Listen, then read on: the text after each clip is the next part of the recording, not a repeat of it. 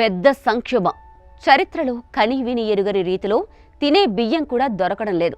రోజువారీ ఆహారంలో బియ్యం అత్యంత ముఖ్యం. ఇప్పుడు ఆ బియ్యమే కరువైపోయింది. ఇదే ఇప్పుడు జపాన్లో పరిస్థితి. జపాన్ ప్రజలకు బియ్యం అంటే ప్రాణం.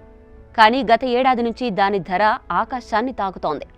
సూపర్ మార్కెట్లలో కొనుగోలు పరిమితులు, రెస్టారెంట్లలో ధరల పెరుగుదల ఇలాంటివి ఎన్నో. అసలు ప్రస్తుతం జపాన్లో తాజా పరిస్థితి ఎలా ఉందంటే, బియ్యం కోసం జపాన్ ప్రభుత్వం తన ఎమర్జెన్సీ రిజర్వ్లను వేలం వేస్తోంది. ఇంతలా జపాన్లో బియ్యం కొరత ఎందుకు ఏర్పడిందంటే, జపాన్లో బియ్యం అంటే కేవలం ఆహారం కాదు, అది వాళ్ళ సంస్కృతిలో ఒక భాగం. సుషీ నుంచి స్వీట్స్ వరకు ప్రతి వంటకంలో బియ్యం ఉంటుంది. కానీ గత ఏడాది నుంచి దాని ధర 50% కంటే ఎక్కువ పెరిగింది. ఎందుకంటే 2023లో వచ్చిన విపరీతమైన వేడి వాతావరణం అక్కడి పంటలను నాశనం చేసింది. ఆ ఎండలు తినే బియ్యం గింజలను కాల్చేశాయి. దీనివల్ల పంట దిగుబడి తగ్గిపోయింది. దీనికి తోడు గత ఆగస్టులో మెగా భూకంపం హెచ్చరికలు వచ్చాయి. జనం భయపడి బియ్యాన్ని అపరిమితంగా ఎగబడి కొనేశారు. ఆ భారీ కొనుగోలు వల్ల సూపర్ మార్కెట్ షెల్ఫ్లు ఖాళీ అయిపోయాయి. రెస్టారెంట్లు ధరలు పెంచాయి. కొనుగోలు పరిమితులు వచ్చాయి. ఇది జపాన్లో ఎప్పుడూ చూడని సంక్షోభం. చివరకు జపాన్ తన ఎమర్జెన్సీ బియ్యం నిల్వలను తెరిచింది. సునామీ భూకంపాలు వచ్చినప్పుడు మాత్రమే ఉపయోగించేందుకు వీలుగా 1955 నుంచి దాచిపెడుతున్న నిల్వలను మార్కెట్లోకి విడుదల చేసింది. దాదాపు 10 లక్షల టన్నుల బియ్యం 300 చోట్ల నిల్వ ఉంది.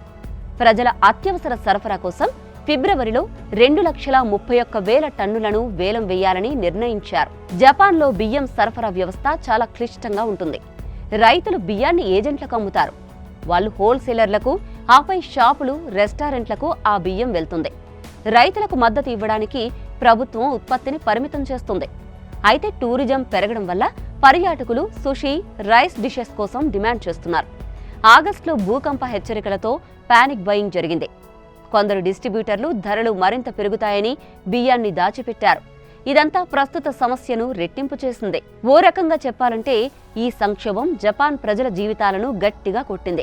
గత ఎన్నికల్లో ఆహార ధరలపై ఈ ప్రభావం ఎక్కువగా ఉండగా ప్రభుత్వ పార్టీ చాలా వరకు సీట్లు కోల్పోయింది. ఇప్పుడు ఈ రిజర్వ్ వేలం కొంత ఉపశమనం ఇస్తుందని ఆశ.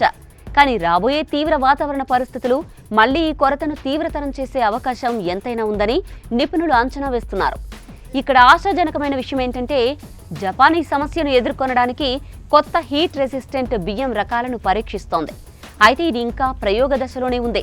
బతకాలంటే 4 రాళ్లతో పాటు కొంచెం బియ్యం గింజలు కూడా అవసరమని జపాన్ బియ్యం కొరత ప్రపంచానికి తెలియజేస్తోంది.